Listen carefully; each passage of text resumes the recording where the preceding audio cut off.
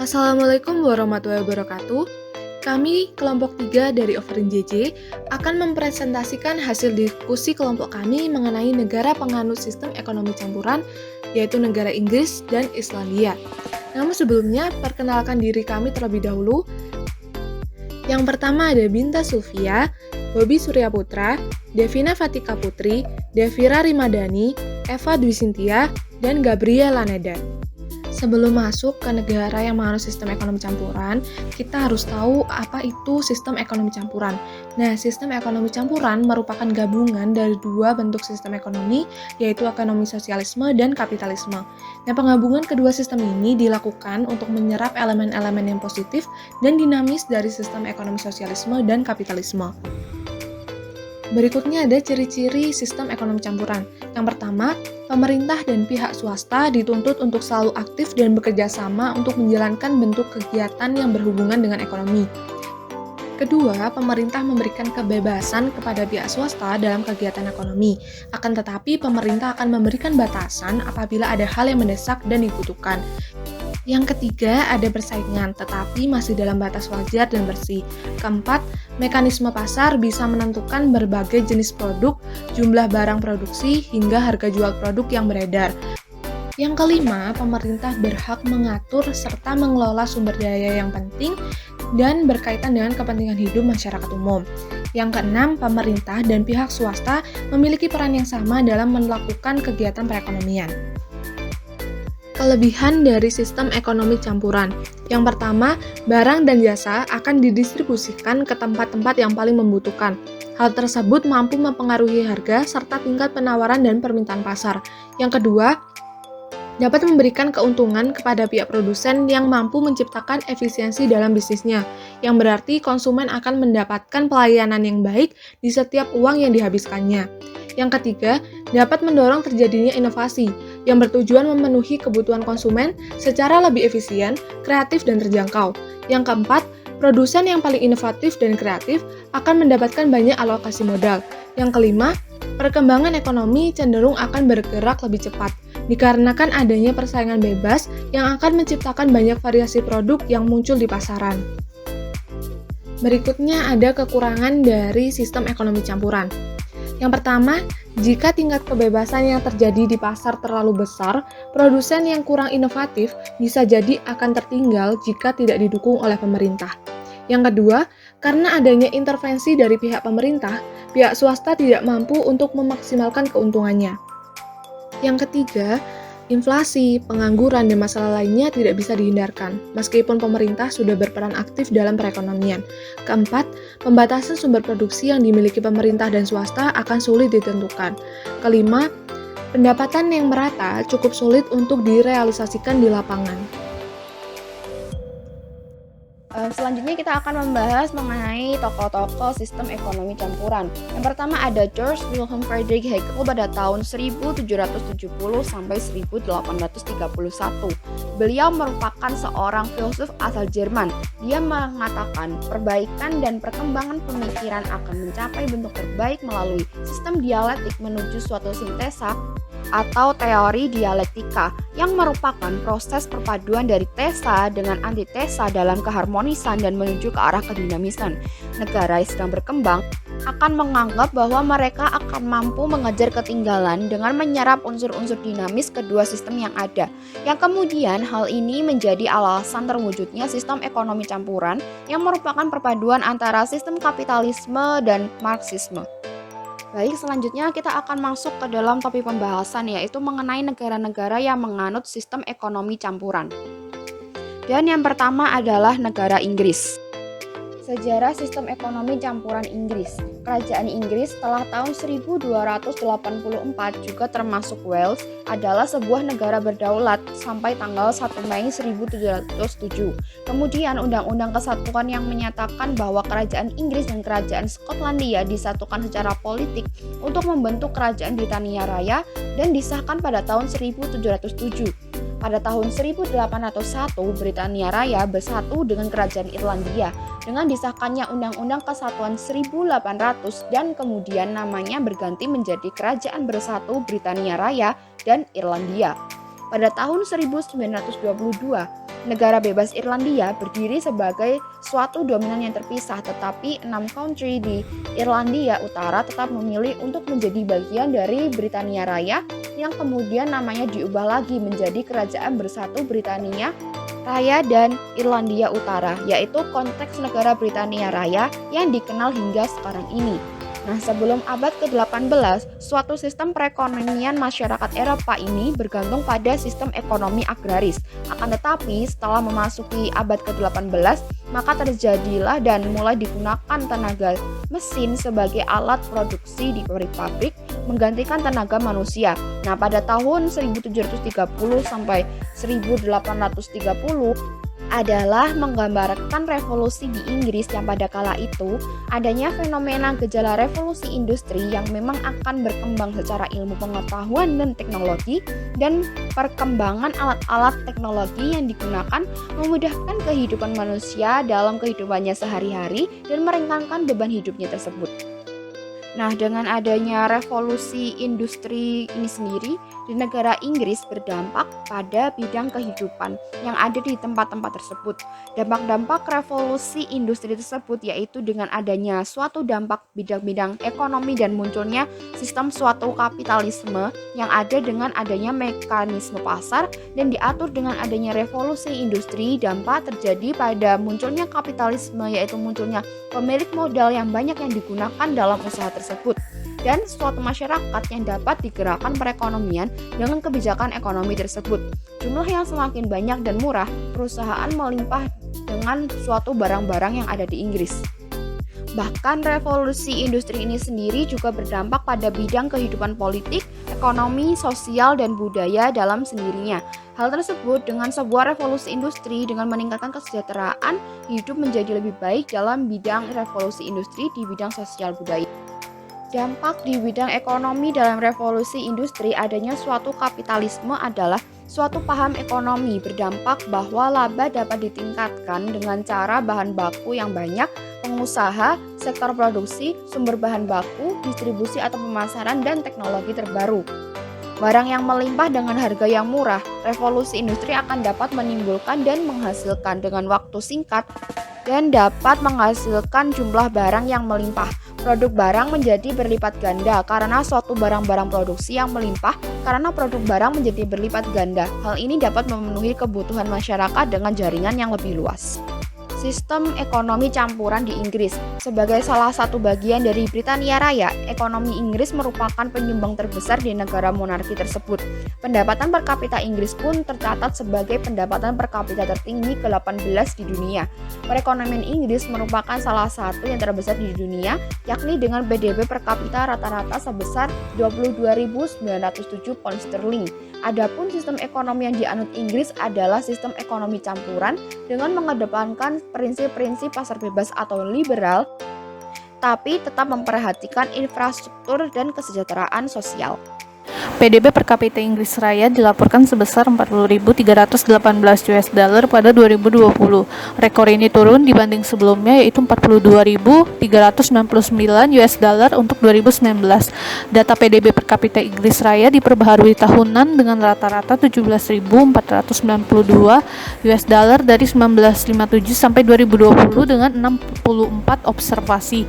Data ini mencapai angka tertinggi sebesar 50.453 US dollar pada 2007 dan rekor terendah sebesar 1.204 US dollar pada 1957. Data PDB per kapita Inggris Raya tetap berstatus aktif di CEIC dan dilaporkan oleh CEIC Data. Data dikategorikan dalam Global Economic Monitor World Trend Plus. Terletak di barat laut Eropa, Inggris merupakan persatuan politik dari 4 negara, yaitu Inggris, Skotlandia, Wales, dan Irlandia Utara. Dua bahasa resminya adalah bahasa Inggris dan Welsh. Inggris memiliki sistem perpajakan yang cukup kompetitif ketimbang negara lainnya di benua Eropa. Di atas penghasilan tersebut, pemerintah Inggris mengenakan pajak sebesar 40%. Sedangkan di sektor pertanian, negara ini sudah sangat intensif dan termekanisasi dalam sektor tersebut. Di sektor ini mampu memproduksi sekitar 60% kebutuhan makanan dan menyerap 2% tenaga kerja di Inggris. Hasil-hasil pertanian, peternakan, perikanan, dan kehutanan yang penting di Inggris, diantaranya yang pertama ada kentang dan sayur mayur yang terdapat di Lancashire. Lalu yang kedua ada gandum, barley, dan beet gula yang terdapat di pegunungan Anglia Timur, Kent, Wester, dan Devon. Lalu yang ketiga ada susu dan mentega yang terdapat di England. Keempat terdapat ternak babi dengan ayam terdapat di Yorkshire dan Lancashire. Lalu yang kelima ada hasil hutan terdapat di England, Wales, Skotlandia, dan Irlandia. Dan yang terakhir ada ikan haring dan cod yang terdapat di perairan Laut Utara dan Samudra Atlantik. Persebaran industri Inggris diantaranya ada industri berat yang terdapat di wilayah Black Country berpusat di Birmingham. Lalu yang kedua industri lokomotif yang terdapat di Glasgow. Lalu ada galangan yang terdapat di Paisley, Greenock, Newcastle, dan London. Lalu ada industri mobil dan pesawat terbang yang terdapat di London, Birmingham, dan Oxford. Lalu industri kimia yang terdapat di London, industri ban yang terdapat di Birmingham, industri elektronik dan alat rumah tangga yang terdapat di London, Leeds, dan Sheffield. Lalu yang terdapat industri tekstil yang terdapat di Lancashire, Glasgow, Manchester. Lalu ada bahan dasar kapal yang diimpor dari Brazil, India, Mesir, Sudan, dan Afrika Selatan. Lalu yang terakhir ada industri wool yang terdapat di Bradford dan Leeds, dan industri sutra tiruan yang terdapat di Yorkshire dan Lancashire.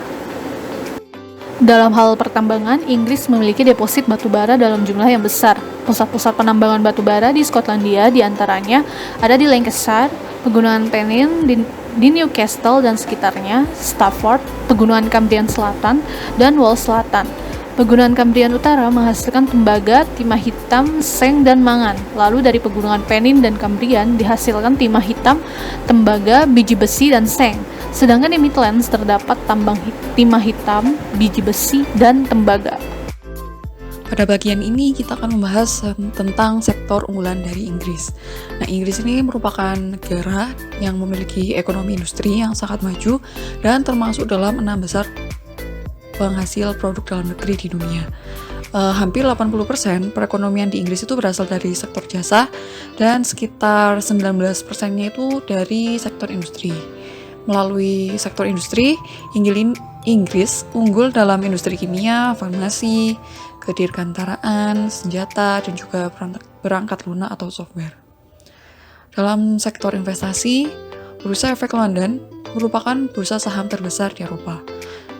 Kota London juga tercatat sebagai pusat keuangan di Britania Raya, di mana di sini terdapat 100 dari 500 perusahaan terbesar di Eropa itu berkantor pusat di ibu kota Inggris tersebut. Selain itu, London merupakan pusat keuangan terbesar di Eropa. Dari sektor perbankan, Bank of England yang didirikan pada tahun 1694 oleh bankir Skotlandia bernama William Peterson. Beliau merupakan seorang dari Bank Sentral Britania Raya. Sejak tahun 1945, bank ini telah dinasionalisasi hingga menjadi milik negara. Nah, keistimewaan bank tersebut adalah mereka diberi hak monopoli untuk mencetak uang kertas di Inggris dan Wales, tetapi hak ini tidak berlaku di wilayah Skotlandia dan Irlandia Utara. Nah, apa saja sih kelebihannya dari sistem ekonomi campuran yang diterapkan oleh Inggris? Di sini terdapat 4 kelebihan. Yang pertama itu, sektor ekonomi yang dikuasai pemerintah lebih diarahkan untuk kepentingan masyarakat. Kemudian, kegiatan ekonomi yang dilakukan oleh pemerintah dengan swasta cenderung menguntungkan semua pihak. Kemudian, kegiatan usaha pihak swasta terikat pada peraturan yang dibuat pemerintah. Dan yang terakhir, penetapan harga lebih terkendali, hak perorangan juga secara nyata diakui. Sedangkan kekurangan dari sistem ekonomi campuran di Inggris ini itu ada 3. Yang pertama, beban pemerintah lebih berat daripada beban swasta dalam melakukan kegiatan ekonomi. Kemudian sektor produksi lebih menguntungkan dikelola oleh pemerintah sehingga swasta kurang dapat memaksimalkan keuntungan dalam kegiatan usahanya.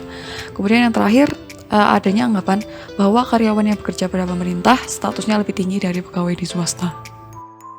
Selanjutnya, kita akan membahas mengenai sistem ekonomi campuran yang diterapkan oleh Islandia. Islandia adalah salah satu negara yang termasuk dalam Skandinavia. Seperti apa? Mari kita lanjutkan. Islandia merupakan sebuah negara yang memiliki karakteristik yang unik. Pertama-tama, Islandia ini memiliki ekonomi campuran dengan tingkat perdagangan bebas dan intervensi pemerintah yang tinggi. Selain itu, Islandia adalah salah satu dari sedikit negara yang terletak di Eropa, tetapi bukan bagian dari Uni Eropa. Oleh karena itu, Islandia memiliki bank sentral dan mata uangnya sendiri, yaitu krona Islandia. Nah, Islandia ini menjadi surga alam. Sektor ekspor terbesar Islandia adalah pariwisata yang menyumbang lebih dari 10% dari PDB dan 42% dari ekspor. Namun konsumsi pemerintah lebih rendah daripada negara Nordik lainnya pada tahun 1990-an. Nah, Islandia ini melakukan reformasi pasar bebas yang ekstensif yang pada awalnya menghasilkan pertumbuhan ekonomi yang kuat. Akibatnya Islandia dinilai memiliki salah satu tingkat kebebasan ekonomi tertinggi di dunia serta kebebasan sipil. Kemudian pada tahun 2007,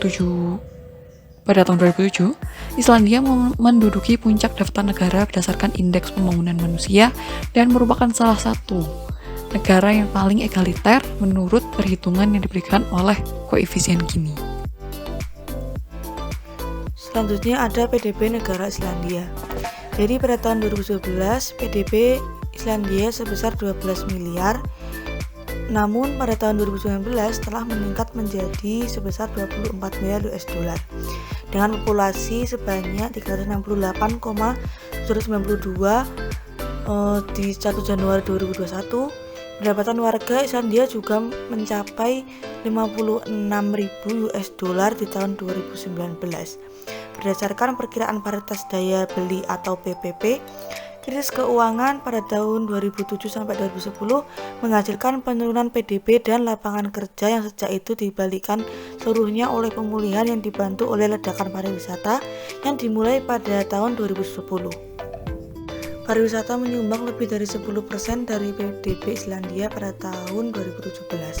Setelah periode pertumbuhan yang kuat, ekonomi Islandia melambat menurut prospek ekonomi untuk tahun 2018 sampai 2020 yang diterbitkan oleh Allianz Research pada April 2018. Energi dan sumber daya terbarukan. Kebutuhan energi Islandia disokong oleh dua sumber energi terbarukan, yaitu tenaga hidro dan geotermal atau panas bumi. Dari kedua sumber energi inilah 99% listrik dan lebih dari 70% kebutuhan energi Islandia terpenuhi. Saat ini, pemerintah Islandia tengah gencar mengupayakan negara tersebut menjadi negara yang 100% bebas bahan bakar fosil. Walaupun tidak memiliki batu bara cadangan, Islandia diberkahi dengan wilayah gletsyer luas yang menghasilkan air dengan volume besar yang dimanfaatkan sebagai pembangkit listrik untuk memenuhi kebutuhan 75,4% energi nasional mereka. Dengan meningkatnya biaya penggunaan minyak bumi sebagian bahan bakar, pemerintah berusaha mengganti minyak bumi dengan tenaga hidro dan panas bumi yang banyak terdapat di Islandia. Pemerintah mengalokasikan dana untuk melakukan eksploitasi sumber daya panas bumi di daerah baru serta membangun sistem transmisi pipa dari sumber panas bumi ke kota, desa, dan wilayah peternakan. Ketika krisis minyak berakhir di tahun 1980-an, negara-negara lain kembali kepada minyak bumi. Namun, Islandia tetap konsisten dengan pengembangan panas bumi dan terus membuat kemajuan dalam pengembangan energi terbarukan. Keberhasilan negara tersebut mengembangkan energi terbarukan, Islandia menghasilkan teknologi baru di bidang ini yang banyak diadopsi oleh negara-negara lain. Pemanfaatan panas bumi di Islandia dilakukan melalui metode yang sederhana. Selain uapnya, air panas bumi digunakan untuk memanaskan sekitar 90% gedung dan perumahan di Islandia. Panas bumi juga dimanfaatkan untuk memanaskan trotoar dan tempat parkir agar bebas salju di musim dingin. Air panas dari mata air dipompa langsung ke keran menuju rumah untuk menghemat energi untuk pemanas air. Selanjutnya ada ekspor Islandia. Pada tahun 2017, proporsi ekspor Islandia adalah pariwisata sebesar 42%, makanan laut sebesar 17%, aluminium sebesar 16%, dan lain-lainnya sebesar 24%. Nah, lalu ekspor Islandia pertama ada pariwisata. Jadi pariwisata adalah sektor ekspor terbesar Islandia sejauh ini. Pariwisata menyumbang lebih dari 33% dari PDB negara itu pada 2019. Islandia adalah salah satu negara yang paling bergantung pada pariwisata di dunia. Pada Oktober 2017, sektor pariwisata secara langsung mempekerjakan sekitar 26.800 orang dengan total jumlah karyawan di negara ini menjadi 186.900. Pada awal periode pertumbuhan sekitar tahun 2010, pariwisata diuntungkan dari ISK yang lemah, tetapi ISK yang kuat sekarang mendinginkan sektor ini. Sejak 2010, kedatangan wisatawan di Islandia telah meningkat sebesar 378%. Lalu yang kedua ada manufaktur. Islandia adalah produsen listrik per kapita terbesar di dunia. Kehadiran daya listrik yang melimpah karena sumber energi panas bumi dan hidroelektrik Islandia telah mendorong pertumbuhan sektor manufaktur, industri padat energi yang merupakan komponen terbesar dari sektor manufaktur, memproduksi terutama untuk ekspor. Yang ketiga ada aluminium. Peleburan aluminium adalah industri intensif daya yang paling penting di Islandia. Saat ini ada 3 pabrik yang beroperasi dengan total kapasitas lebih dari 800.000 mtpa, menempatkan Islandia di tempat ke-11 di antara negara-negara penghasil aluminium di seluruh dunia. Lalu yang keempat ada perikanan. Islandia adalah negara perikanan terbesar kedua di Atlantik Timur Laut di belakang Norwegia, setelah menyusul Inggris pada awal 1990-an. Sejak tahun 2006, perairan penangkapan ikan Islandia telah menghasilkan total tangkapan antara 1,1 juta dan 1,4 juta ton ikan setiap tahun. Meskipun ini turun dari puncaknya yang mencapai lebih dari 2 juta ton pada tahun 2003. Perdagangan luar negeri. Ekonomi Islandia sangat didorong oleh ekspor. Produk laut merupakan mayoritas ekspor barang. Ekspor penting lainnya termasuk aluminium, paduan ferrosilikon, mesin, dan peralatan elektronik untuk industri perikanan, perangkat lunak, dan barang wol. Impor utama adalah mesin dan peralatan, produk minyak bumi, bahan makanan, dan tekstil. Semen adalah produk Islandia yang paling banyak diimpor.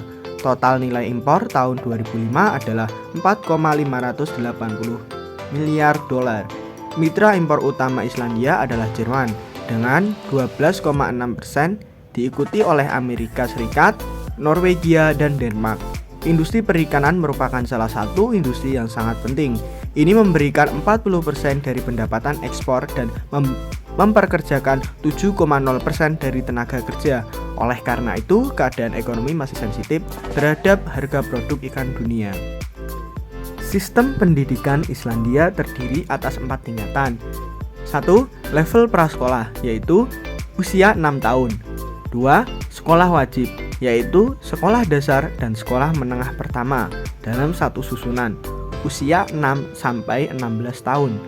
Yang ketiga, sekolah menengah lanjutan, yaitu usia 16 sampai 20 tahun. Yang keempat, pendidikan tinggi, yaitu usia 19 atau 20 tahun dan lebih. Ada 7 lembaga pendidikan tinggi di Islandia, 4 negeri dan 3 swasta. Sektor kesehatan di Islandia. Islandia ditetapkan sebagai negara paling sehat di dunia tahun 2016. Suksesnya Islandia sebagai negara paling sehat di dunia tidak terlepas dari komitmen negara dalam memprioritaskan pengendalian alkohol dan tembakau yang tertuang dalam Rencana Kesehatan Nasional, sehingga terjadi penurunan secara signifikan terhadap tingkat penggunaan alkohol dan tembakau, yang bahkan pada akhir 1990-an negara tersebut merupakan salah satu dari negara Eropa dengan tingkat penggunaan alkohol dan tembakau tertinggi di kalangan remaja. Kesuksesan Islandia mengendalikan narkoba, termasuk di dalamnya terhadap alkohol dan tembakau di kalangan remaja, terletak pada suksesnya program Youth yang telah diterapkan secara berkesinambungan sejak tahun 1998. Direktur Youth di Islandia menyatakan bahwa program Youth ini dimulai dengan mengajari anak-anak tentang efek negatif narkoba. Namun, tindakan ini saja tidak cukup. Maka pendekatan program Youth ini diperluas dengan menciptakan lingkungan kondusif di mana para remaja dapat mengisi waktu mereka dengan kegiatan positif yang dapat mengurangi kemungkinan mereka mengkonsumsi zat-zat berbahaya.